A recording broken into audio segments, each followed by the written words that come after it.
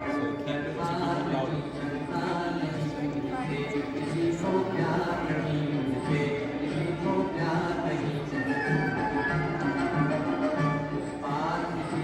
keep the music loud.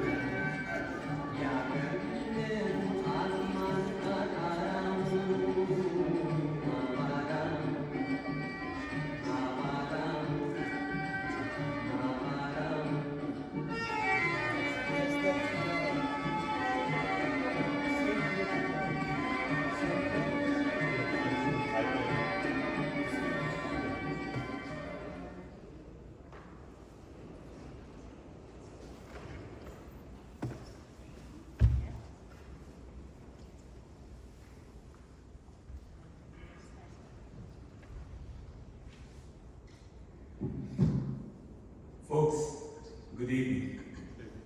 How's everyone doing today? Good? So glad that all of us are here today to celebrate the life of Meera Bumb. A husband, a mother, a sister, friend, mostly friends. All of us are here. I see the family sitting right in front and so on and so forth. And when I say family, I also mean the extended family that she has. I don't know what Walmart is doing today. I see so many of you out here. I think there's a problem with Walmart and customers are not quite happy. But, and I say this because we're trying to celebrate. It's not a time for mourning, so it's a time to look back and be able to move on.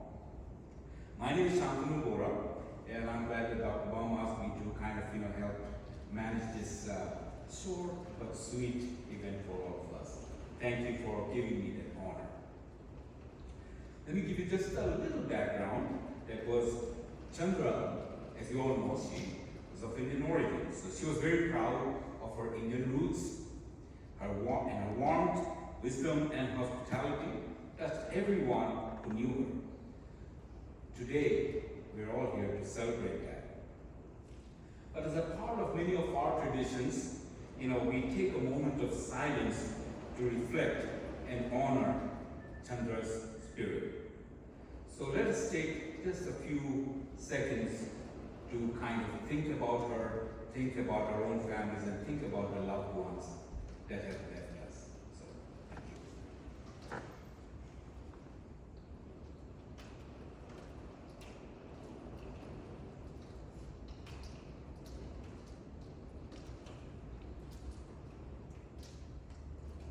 Thank you. For those who are wondering what is the significance of the silence, it's a sacred offering, and this is an acknowledgement of the soul's journey. Now we will move on to the eulogist part of it, and the first person that we'll have up here is Dr. Bumb, who knows her better than anyone else. They were married for more than 50 years, and Dr. Bumb, please come over and share some of your thoughts and memories, please.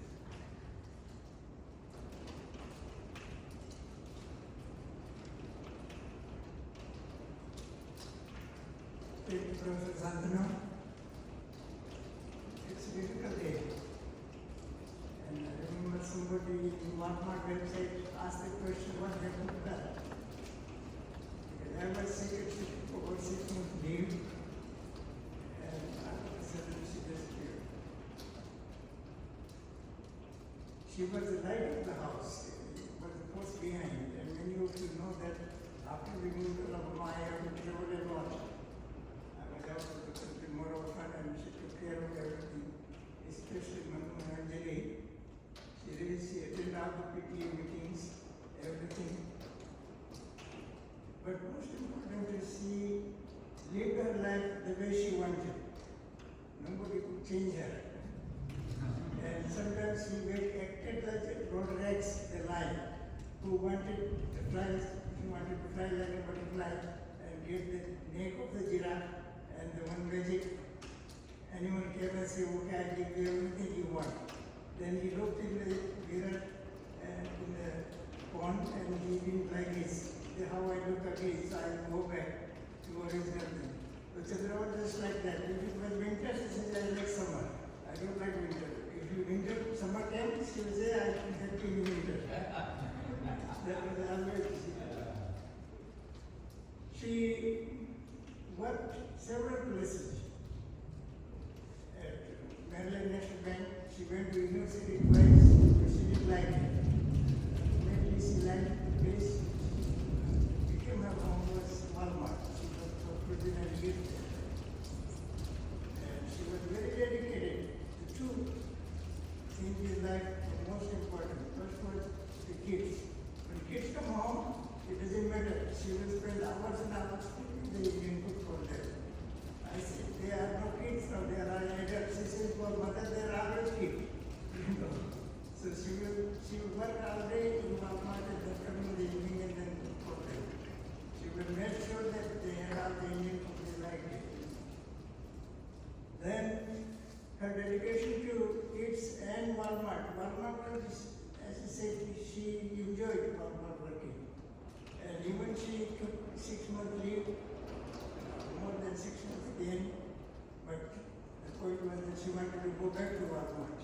Everybody in Walmart saying, now you get retired. She says, no, I am still very young. I'm working. So that was her life. She dedicated, Walmart was her second home, really, home away from home, basically. And many of the Walmart people are here, they know what happened. And she liked it very much. But most important, she was very friendly to everybody. She was always willing to, and one thing she complained against Walmart was there is no customer service. Nobody goes in. She was running the register and somebody said, where can I find? She would close the register and go and have the person take it. Let me take it there. You need to have somebody to help you. She was always going out of her way and helping people. This very difficult time. We never expected it. It was sudden. As you say, destiny, you never know how it unfolds basically. Then become, Then another thing which she loved most was after Walmart and the kids was stock market. Every morning she will get up and look at the stock market, and if I don't see, she will ask me, why did you see? I said, well, what can I do with the stock market? It goes up and down.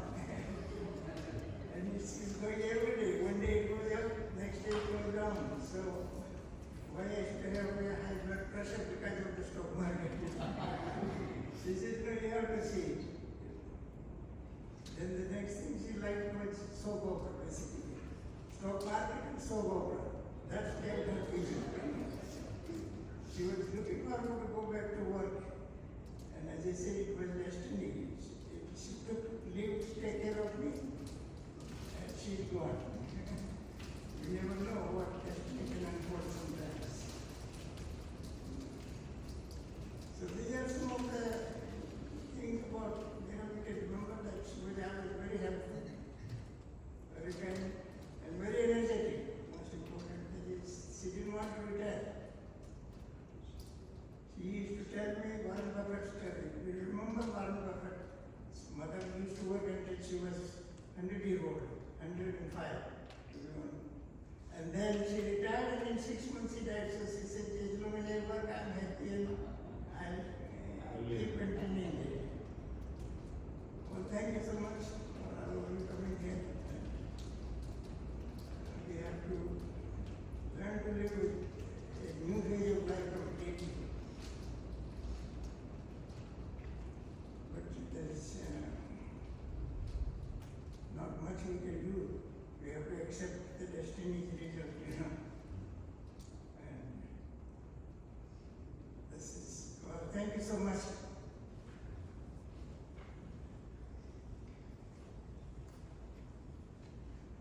Thank you, Dr. Bumb, for sharing some of these thoughts and memories. And I know it is not easy, but I'm glad that you're up here and shared some of your thoughts.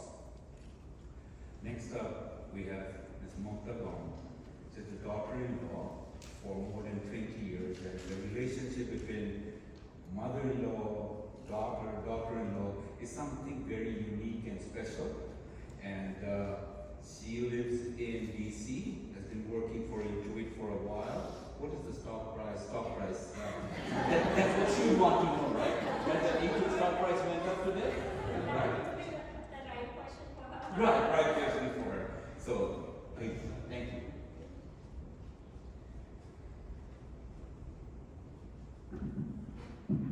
Thank you everyone for coming. While today is filled with sorrow, it is also filled with love, gratitude, and reflection.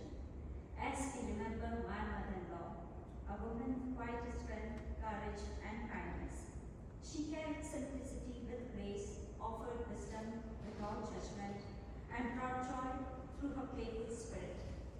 She was funny and humorous, and she was a very courageous lady. Underneath, she carried unconditional love and care for her family. I will always remember the small moments, the conversations we had, the stories she shared, and the quiet ways she showed her care. She taught me so much. Though she's no longer with us in person, her warmth, her words, and the gentle ways she touched our hearts will remain with us forever. Rest in peace, Mama. Your smile will forever be etched in our hearts, and Om Shanti.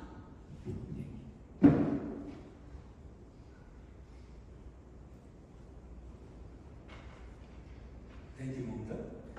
Next up, of course, I see Anjali ready with her notes and ready to come here and share her thoughts. We look forward to that. And Anjali, right now you are in Roanoke, Virginia? Outside of Roanoke, and she's been at GE for quite some time. So, it's all yours. Thank you.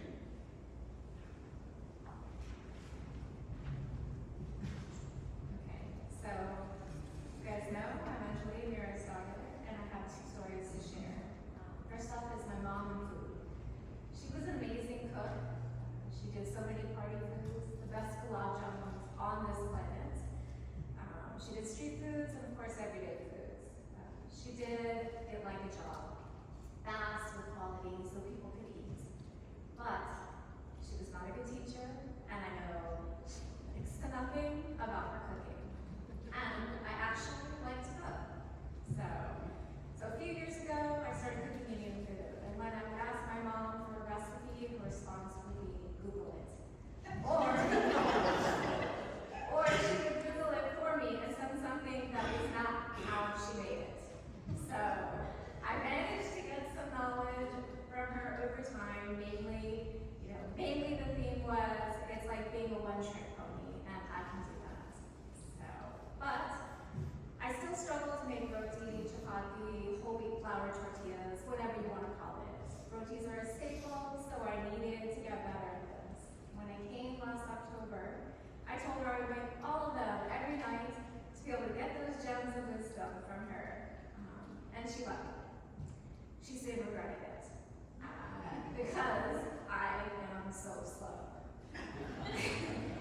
After a few days, I could feel and actually see her burning holes in my head with her eyeballs. She said, why don't you just watch me do it so you can get faster? And I said, that's not how learning works, so I persisted.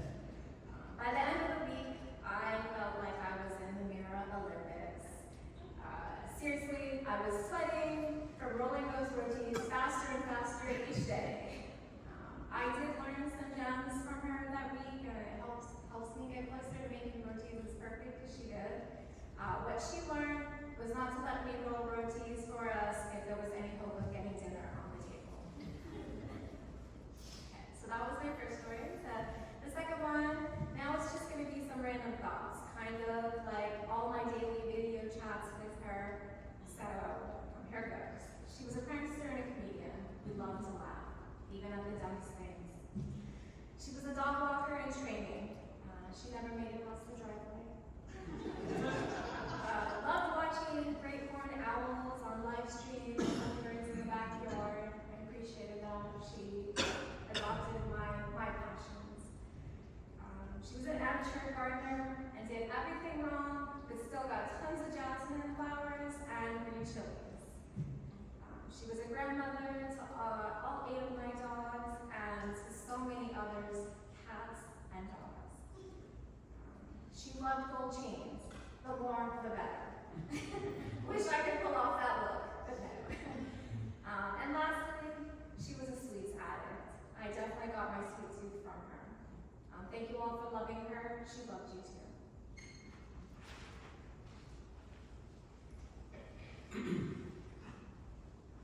Thank you, Anjali, for sharing your cooking lessons and classes and so on and so forth. And I'm pretty sure when you did some rotis at the house here, you might have burned a few things, right? Yes. Right, and who better to tell us about how many times you burned those things and the fire people have to come over than Kara McLean, who's the neighbor. She sees all the smoke coming out, the black smoke and the fire stuff and so on. I don't think that happened, but I think it's good. So she's shaking her, no, that didn't happen. But as a neighbor, they have a very different insight into our lives. So thank you. Hi, so my name is Meera Bumb, and my husband Matt and I have had the privilege to be next door neighbors to the Bums for the past 15 years. Mrs. Bum loved our family, and she showed that to us in tangible ways. She treated us like we were part of her family. She often had small gifts for us. She had the mint chocolate bunnies at Easter time, so absolutely she had a sweet tooth. She had candy all through the year for our boys. She and Mr. Bum always kept special treats for our boys at Halloween, so we felt like they were so kind to them to have something special even than what they were giving out to the other kids. She did teach me. She was trying to teach me to cook. She taught me what a ripe mango is. I watched it. She had examples. Now, Kara, this is not good. You need to wait until it reaches this color. So now I've started eating mango. She was trying to teach me to cook Indian food. I think I was a lost cause, but I tried to cook for Mr. Bum. But Mrs. Bum was a wonderful cook, and I loved learning from her. I loved to pop over at supper time and her show me what she was cooking, and then she would even follow it up later with pictures of these were the steps, and I'm going to send you what I've got. She made homemade treats for our dogs. Angeli was mentioning the roadies, and she would make those for our dogs, and I felt like she spoiled them while we were at work.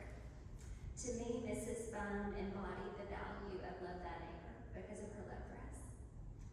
I agree with Mr. Bum that family was of utmost importance to her. When Mr. Bum had some health issues, she selflessly took care of him.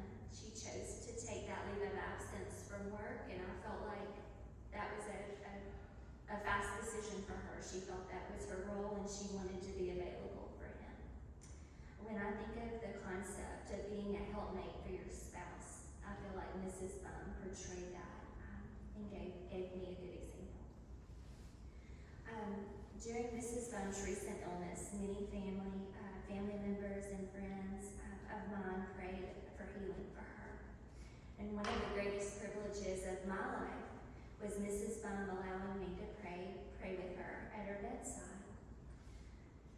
I prayed that she would not be in pain and that she would feel comforted, that she would sense God's presence with her. I want us to share some verses encourage me and hopes that they encourage your hearts as well. In 2 Corinthians 1:3, it says, God is our merciful Father and the source of all comfort. He comforts us in all our troubles so that we can comfort others. And in Psalms, there's a promise about God being close to the brokenhearted. So my prayer for you, her family, is that you will experience God's comfort and that He will continue to bring to mind the memories that you have that will fill your heart with love and peace. And I just want to thank you for sharing Mrs. Bumb with us because she was such a blessing.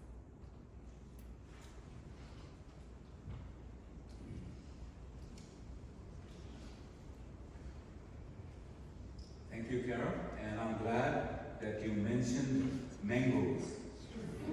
I shared a little snippet about mangoes, you know. She was very good friends with another lady from Pakistan, Mrs. Beg. And Mrs. Beg would say, I'm going to Walmart. I said, okay, why? Oh, she knows. Chandra's there. I said, okay, all right, that's good. But give me something more. I said, yes, Chandra called and said the mangoes were good. Come and get it, otherwise they will be gone. You know? But it was also comforting for many of us to know that Chandra is out there. A friendly face always helps. I know Walmart has a smiley face, but actually having a smiley face is much different than the stickers that we see. Next up is Tony, Dr. Tony Calliot, was their neighbor for a very, very long time. And I should say that Molly, Tony's wife, kept me in the loop from day one that this is what is happening, who's cooking, what's happening, I'm in Cape Cod, I'll be here tomorrow, and so on and so forth. But so thanks for keeping us all in the loop. With that in mind, I'll let Dr. Tony Calliot, a retired oncologist, to share his thoughts. Thank you. As Shantanu said, I'm Anthony Calliot, and my wife Molly and I have been friends of the Bumbs for several years. When I look back, we first met Banu and Chandra more than 30 years ago, probably in some Indian celebration or get together. They had remained in the periphery of our lives for some time until Banu got sick and came to me as a patient about 20 years ago. Molly used to meet Chandra in Walmart, and then they had some mutual friends. And in this way, she had kept up with Chandra, on and off. But for some reason, only in the last few years, we got to know them better. My impressions of Chandra is from some of these brief encounters and observations. The first thing that struck me about Chandra was her quiet, soft-spoken, but dignified and purposeful nature. She personified the saying, still waters run deep. Even though she was reserved, Molly and I got to know her better, and we realized her richer inner self, wisdom, and the deep thoughts that represented her. She loved her husband and her family, and she was always worried about her husband's health. Even after I retired from active practice, Molly used to get these calls from Chandra, Banu, doing that, what else can be done for him at this time, things like that. And obviously I had to send him back to his oncologist now, who I had some relation, who I know well. So, but it was always, she was out there trying to take care of him. I think that one of the reasons why she delayed going to the hospital when the doctors told her, that she needed to go, was she was worried who's going to take care of her.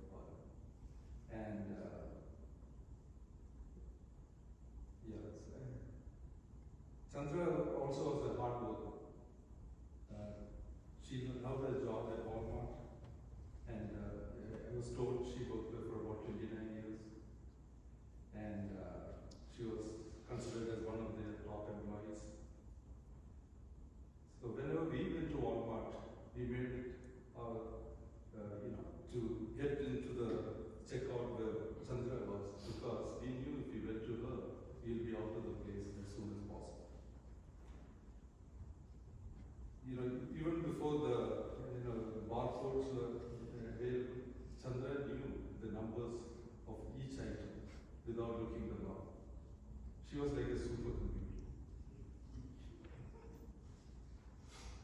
And she always had a smile for every person in the life.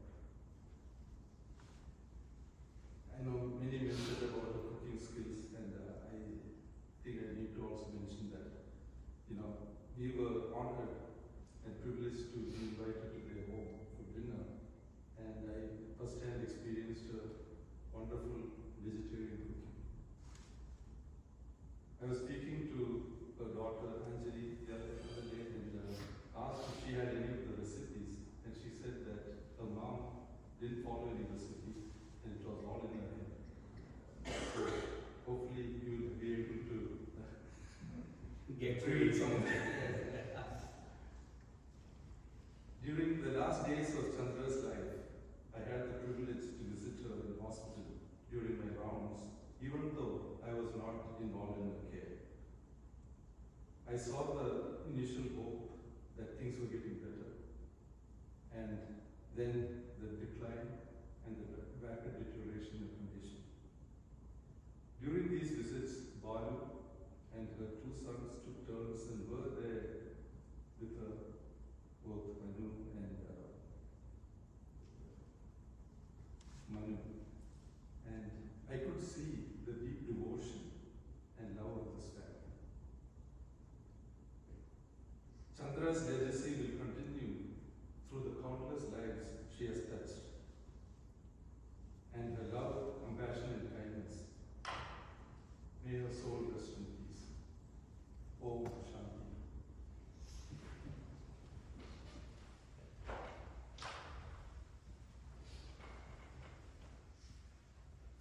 Tony, thank you for sharing your Walmart experience. And there's another reason as to why you may go to her checkout lane is simply because, I'm talking about the days when you had to have paper coupons and stuff like that. She knew which items were on sale, and she would make sure that you got the best price, whether you had the coupon with you or not. So that was something very special. And Anjali, you're talking about how the rotis had to be done faster, right? She would be getting patient. I guess she got that from working at Walmart for 29 years. I mean, she was one of those most efficient. Zip, zip, zip. I mean, that's how the rotis are supposed to be coming out. And sometimes she'd forget that she was at home dealing with the daughter and not with some customer at Walmart. So it's all good. It's all good. So, given that, we got Maury Cohen coming up from Walmart to tell us about her escapades at Walmart. Thank you.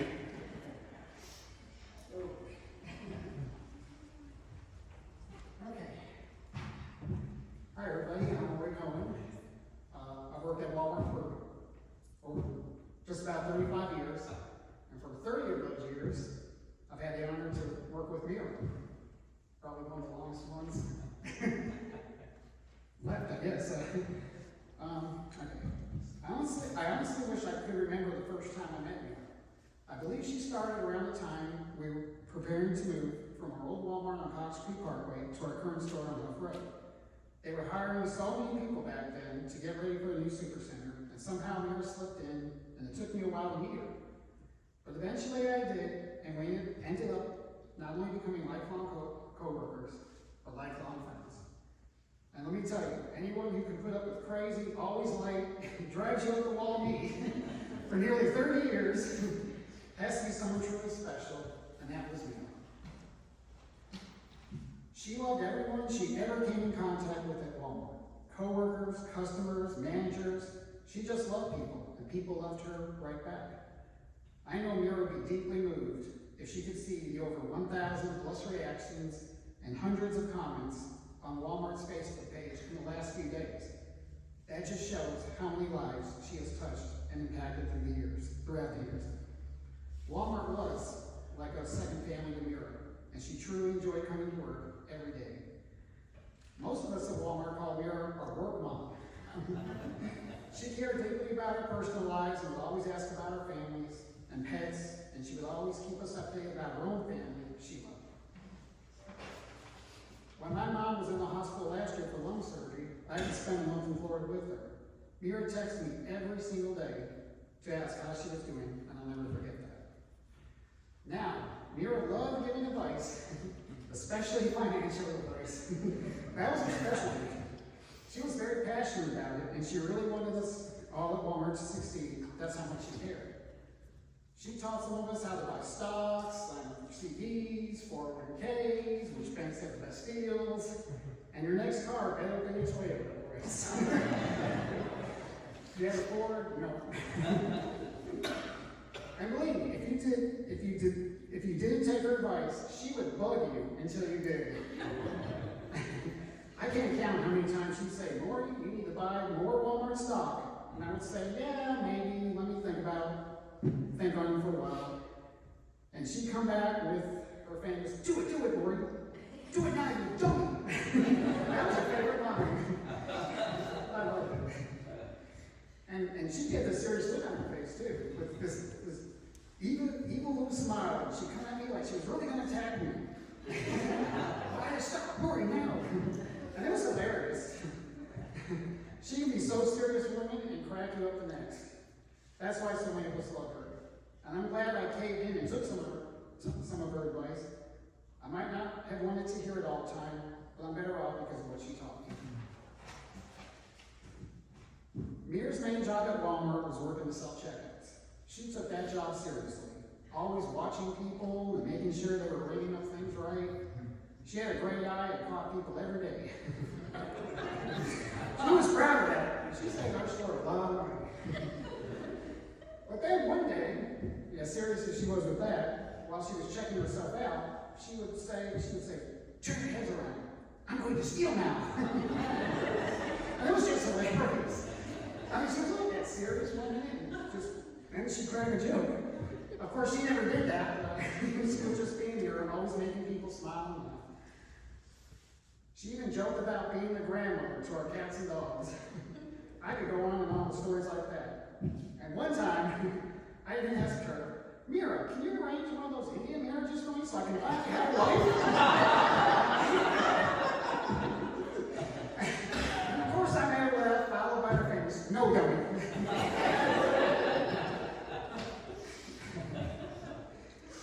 One of the last times Meera made me laugh was just 2 weeks ago while she was in the hospital fighting for her life.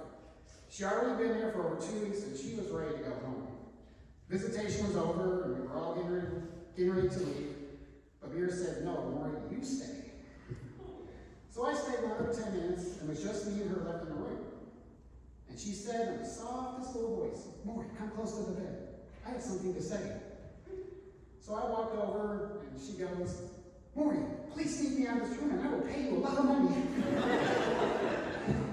And I said, I'm sorry, man. There's no way I can sneak this big old hospital bed and you into my Toyota. For you. Yeah. And she pretty much said, okay, deal's off. That was still her being funny as ever, even in her darkest hours. So in closing, I'd like to say to Meera, because I know her spirit is somewhere in this room, watching over us all right now, thank you for being my friend. Thank you for putting up with crazy old me all these years. Thank you for being patient with me, and thank you for letting me be a part of your life and your family's life. I will truly miss you. Oh, and just one more thing. I don't think I'll buy any more Walmart stock, because when I reach the end of my life, and hopefully meet up with Meera somewhere in the next one, I love nothing more than to hear her say once again, Maury, you dummy.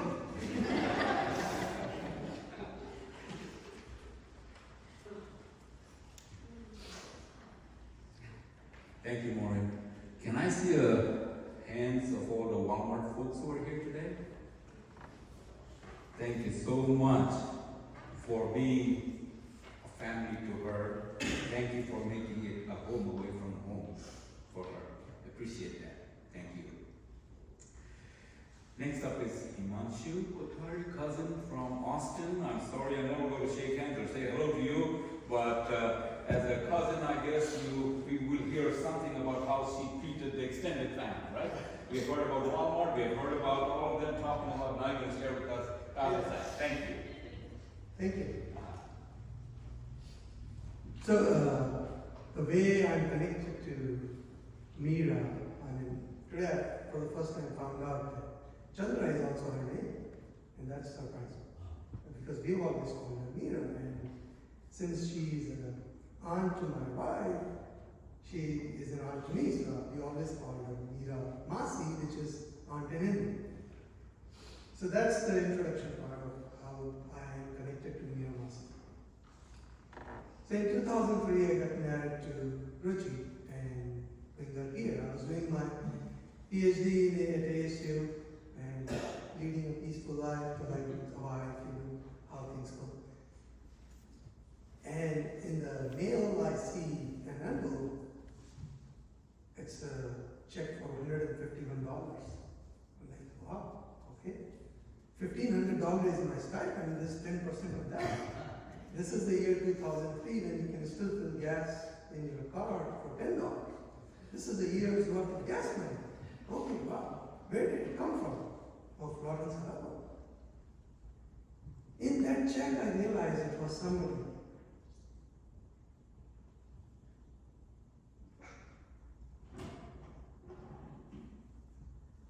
whom I had not met, but was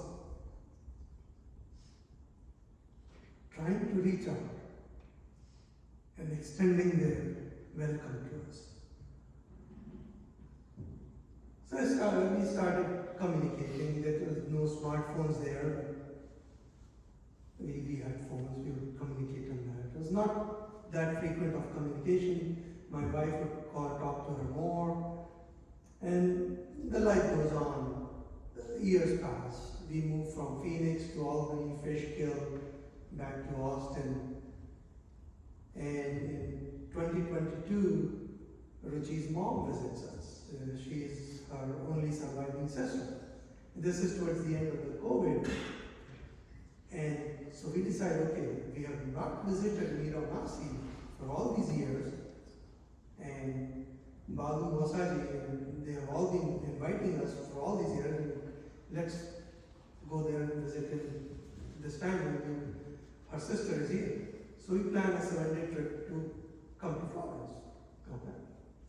Here we are in Florence, driving from Nashville. And we had the most fun time of 7 days of our life. I'm a very picky eater, so I would wake up. So for the day we arrived, I go to Walmart, get all my multigrain bread, avocado, onions and all that, because I need to make an avocado sandwich in the morning. I have a very picky way of making a tea, of the ginger tea, which some of the people have already tasted. And she saw me making that sandwich. She said, I want to have it. I said, okay, please, go ahead. So we shared that sandwich. And then she was like, I need to know the recipe. Like, it's very simple. You just have avocado, onions, lemon, cut them over, and just make a paste, butter the bread, toast it, and have it. No, I need the recipe. Okay. So I list it out, write it down for her. What I realized in those avocado sandwiches, what I found was, in my entire family, on both sides, my wife's side, my side, she was probably the only person I could converse about technology, computers, of that age group. And I was surprised and fascinated at the same time. And I realized that what I have been taking away from her life is her desire to keep learning. She was still learning about avocado sandwich. It was a very simple thing. She liked it and wanted to learn.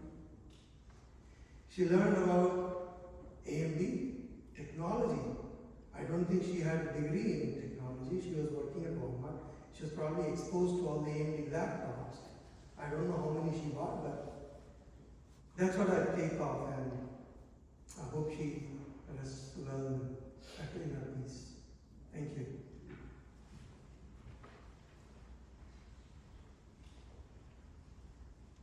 Thank you, Mancho. I just wondered, what kind of car do you drive? Is it a Toyota? No? That was my first time. Okay, that was the first time.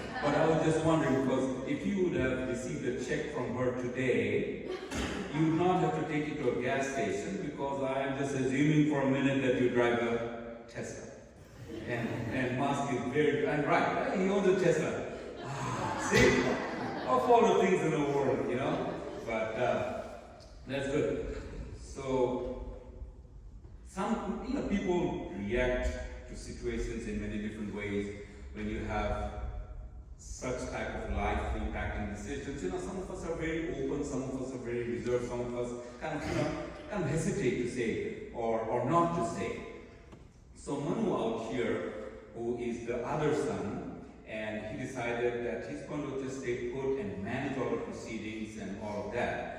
But let me also say a few words, which Stephen out there told me. Stephen was a student of mine in the year 2002, that's when he graduated. I said, give me something about Manu.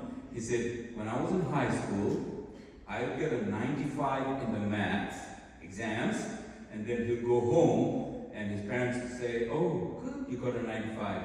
The next question was, what was Manu's score? And it was always a 100. So now with that kind of mental thing and so on and so forth, the man works for IBM at Raleigh, North Carolina. So as you can see, wonderful things. To close up our people who are going to provide all the eulogies, I'm going to call on Anu. And he is from DC. I guess he's a systems analyst and so on and so forth, been in the IT area for a long time. So with that in mind, come on over, sir.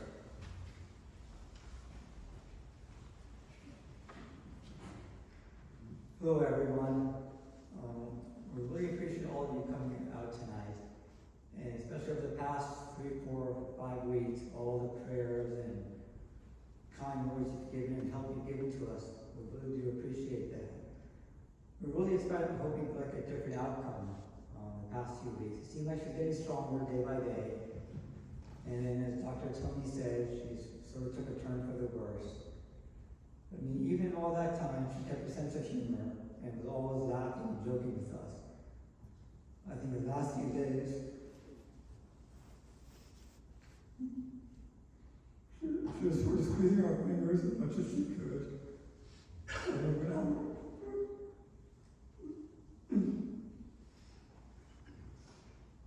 And she said, I want to let go at all.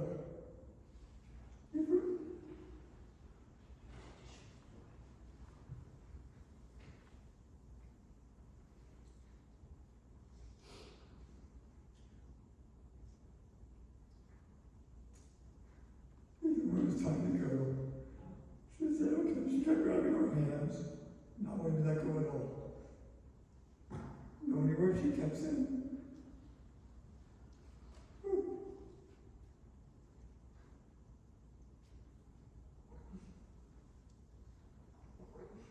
where's it taking me home?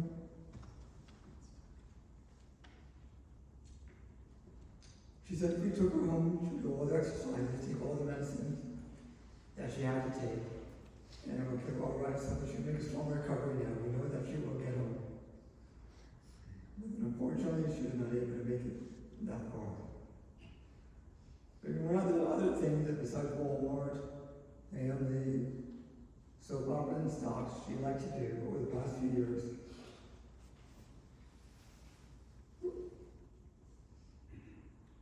was to go out at night, see the stores.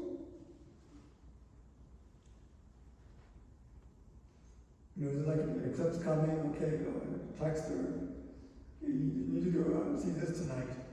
Or some stores are grouping together, the plants are grouping together over the past few years.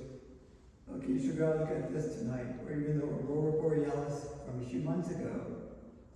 She thought she saw it, but it was actually a drone going up and down in the sky. And her neighbor was staring at, got some nice pictures of it, and showed her. No, you actually see your drone, it's not the Aurora Borealis, this is what it looks like. So she was out there looking all the time, trying to see the stars. I guess now she's part of the stars somewhere flying around. So once again, we thank you all for all your prayers and help over the past several weeks. And one of our other favorite songs that she liked over the years,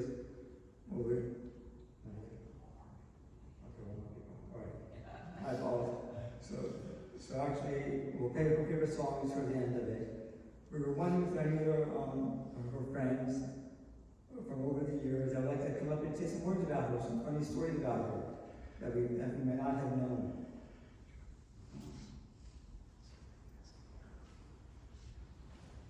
So the floor is open. Stephen, looks like you want to come over. Please do. Really wasn't prepared. That's life. You never prepare for life.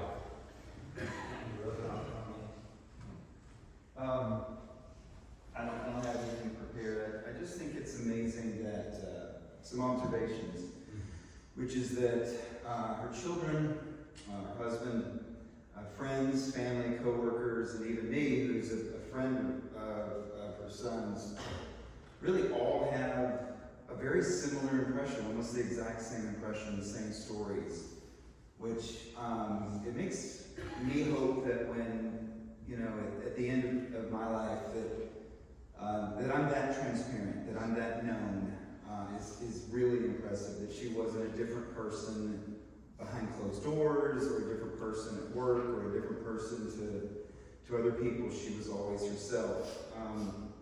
You know, sitting here, I again have kind of the same stories, which is that I remember in Walmart checkout line, I would go through, and of course, again, like, I just always remember every time I was around her, she was sweating, whether it was like running food through Walmart or in the kitchen, like making food. She was just always going fast. And I remember one time, as I was checking out, she was rattling off a bunch of food items that were on sale that week, and just really going hard. The grapes were only like $2 a pound or something, and I remember saying, like, that's great, but I don't need grapes. And she was just, but it's just $2 a pound. I mean, like, this is an amazing price. And I remember thinking, it is a good deal, except that I don't really need grapes. But just she was so dogmatic, as we talked about with stocks, or the things that she was passionate about. I remember having study groups over at the Bumb House, and I guess the characteristics that stick out to me with her was her playfulness, her sense of comic relief, and her hospitality was through the roof. And so it was just sort of second nature to her. When random kids showed up at her house to study, she just immediately made food for us and would show us Indian treats that she brought back. I was very excited about it. And so years later, when I got married, we're very fascinated with Indian cuisine and making it ourselves, and had a conversation with Anjali about, hey, could we come over and make Indian food? And so she said, great, I have Indian cookbooks, I'm learning how to do this, you guys can come over. And so we came over one night, and we were looking through recipes and beginning to make food, and just like your story, I don't know if you remember this one, but as we began to make food, she moved from a sort of an observer to a supervisory role to moving us out of the way and making it herself after she'd already worked a whole day of work. And we said, no, we don't, we're actually trying to learn how to make it. She's like, no, I'll show you, And again, it kind of, it ruined what we were trying to do, but it endeared her so much to our hearts that, and I still love Indian food to this day. Another one of my stories, again, is her love of Indian culture. I considered myself a member of the Bumb family, and at one point asked for a name. And so, because since I was part of the family, I needed to have an Indian name. And so, she took this very seriously and sat down, and they presented me with 3 different options as a name, and I chose Ravi. And I think she would have loved this, which is that one day in English, I think it was English class, when they took roll, I then notified our English teacher that my name was no longer Stephen, that it was Ravi. And she just said, whatever, and moving through. And then the next day, again, being a smart alecky 10th graders, I corrected her and said, Ravi Cooper here. And so she said, you know what, and she changed it in her name book, and time went by, we forgot about this. We had a substitute teacher who came in and was, called roll for, Ravi. Who's Ravi? She started, and I was like, oh, Ravi, that's me, that's my name. And she kind of looked at me incredulously that I didn't know my own name. So, I think, the memories I have of her, one of the best laughs and smiles that I'd ever seen, just lit up. And the other thing that I love about it is I think she loved her own jokes more than anybody else. So she always laughed at her own jokes. And I don't trust a comedian that doesn't laugh at their own jokes. So if they don't think it's funny, then they should be telling me. And so I love that she would always, with that wry grin and laugh at her jokes. So those are some of my memories, very consistent with the ones that have already been shared, and just have loved knowing her most of my life. Thank you. Thank you. Anyone else would like to share a few of your memories? And that's one way of keeping her spirit alive. Yes, no? All right. Stephen, I'm glad you stepped up. So, we'll bring the service to a close at this point, please. Okay, so you was taking pictures, so I did see that, body language, and more than words, body language is what I say. So, here you go, sir. Yes, as I was saying before, one first, second favorite songs, but what's the song name, Debbie? The second song name? I'm Jata. I'm Jata, thank God. So we'll listen to that one last time for her, and play that now.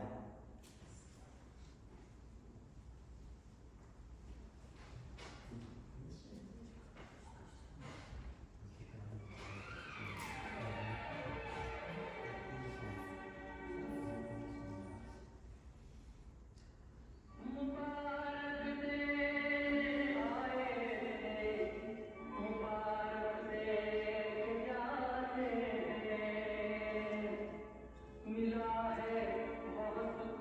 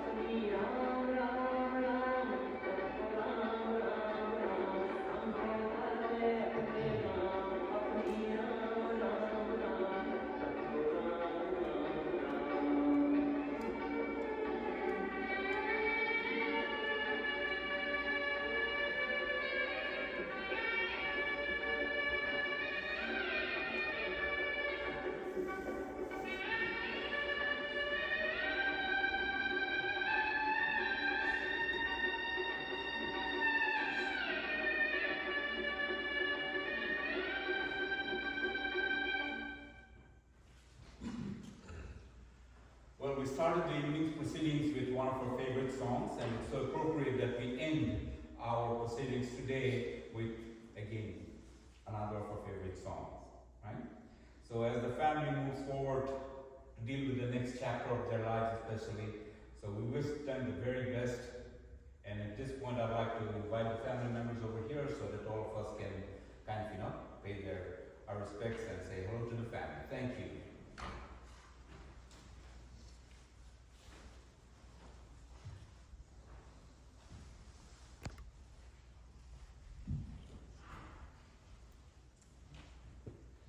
All right, we'll start with